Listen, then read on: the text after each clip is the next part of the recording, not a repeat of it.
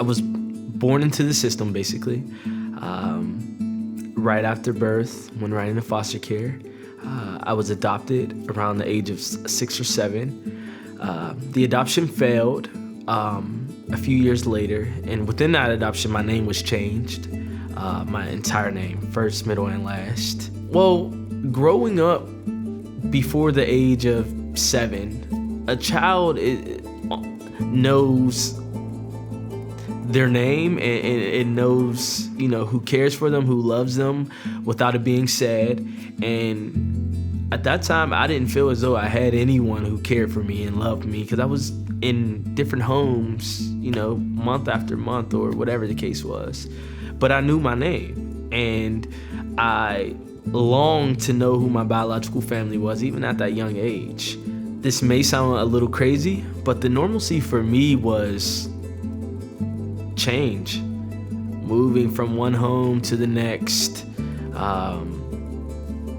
living one place, having it good, and then whatever happened, and knowing the due date for us to move, and I would cut up the last week just because I knew I was moving.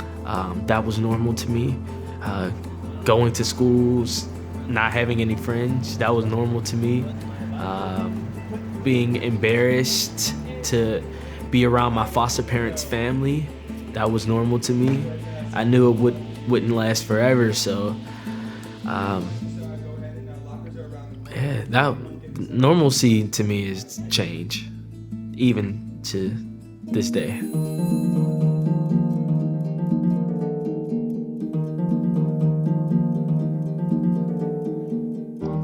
Sleepovers and having a cell phone and being able to go to dinner parties or whatever the case is could be normal.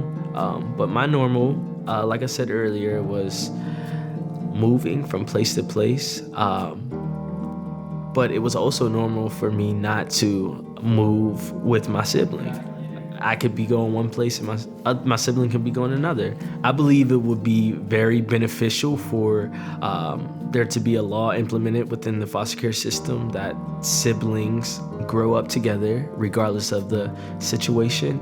I searched for my aunts and my uncles and even my mom while I was in group homes, and that's how I came to live with my aunt when I was 12 years old. Because I refused to go to another foster home unless it was with my biological family. And I felt like a part of me was missing, especially my name. I wanted that back. And I felt as though if I got that name change, that I could get a piece of who I was and understand where I came from. It was getting to me and my two brothers. So we talked to our caseworker, and our caseworker at the time was not the best caseworker, but she had a great idea. She said, if we want anything done, if we want anything to change, write the judge. And that's what we did. We did it for years. My name didn't get changed back until I was a senior in high school, 17 years old. And I was so grateful that it got changed in time for my name to be Cortez L. Carey in our yearbook. So I was happy about that.